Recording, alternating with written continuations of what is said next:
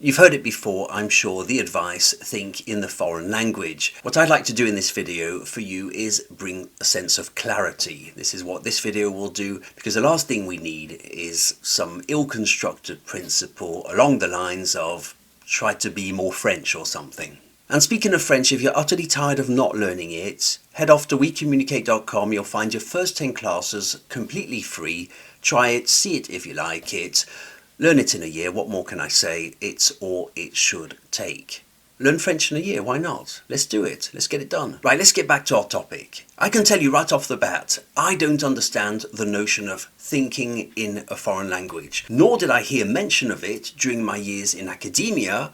I'm going to explain to you what you probably should be doing based on this principle to accelerate your learning of a foreign language. So in its rough form, it's meant to be a way to skip a step, right, in the mental process. So instead of going from English to translation to French, you now go straight to French, or what it is you're learning.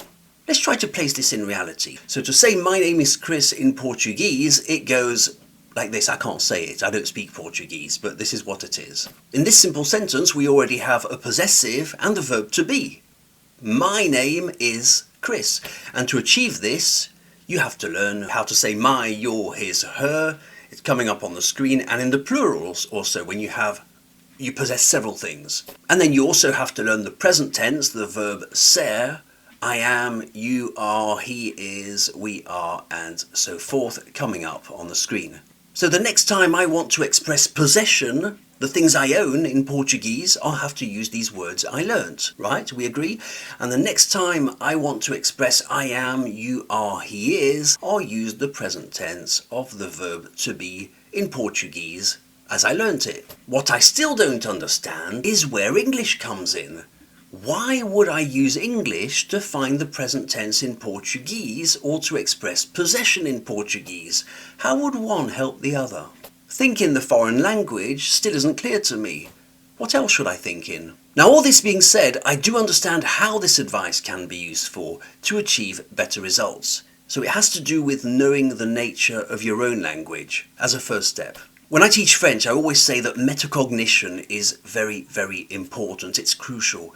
If you don't know rationally what you do in your own native language, at least to some extent, as opposed to what you do in your target language, you will run into problems. One basic example might be the word famille in French, which many people pronounce famille. Famille, you can't hear the A. And here we see that this type of person is applying what sounds right in English. But if they had rationalized that the role of letters in English and in French is completely different, they wouldn't have made that pronunciation mistake. So it is important to know at least a bit about how your own native language works as opposed to your target language. You have to develop a bit of metacognition, a bit of awareness. That would be my advice at least. Another example is the phrasal verbs in English, such as break through, push through, kick down, look up a word in the dictionary. If you don't realize what a phrasal verb is, and that we do use them in English and not in other languages necessarily,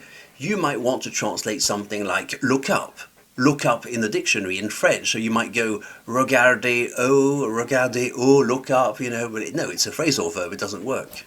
So you have to know that phrasal verbs are a thing, and you also have to know not to look for them in that new language you're learning. And my third example is the order of the words of a sentence. Don't forget that we've subconsciously internalized the order of the words. For example, adverbs. I never smoke, as an example. You wouldn't think of saying, I smoke never, right? So you've internalized that never comes right after the subject in this type of sentence. But once you speak French, you'll be tempted to say, je jamais fume, I never smoke. But it's the wrong place for the adverb. When I teach French, and this part is important, I think, I always say, play with the parts that are given to you. Study the language thoroughly and use what you've learned to express your thoughts. It's a bit like a chessboard, right? These are the parts, these are the pieces, this is the chessboard, these are the rules. These are the pieces you're given, play according to how the game works. Don't try to play drafts on a chessboard, essentially. I don't know if what I've just described exactly means think in the target language, but in case anyone else was wondering, this is how I believe you should understand it. Once more, my name's Chris. I hope this was useful. If you're interested in learning French sooner than later, once and for all, head off to We Communicate. You'll find your first 10 classes for free, absolutely free. Try it, see if you like it, and learn French in a year. Hope to see you soon. See you in the next video. Thank you very much.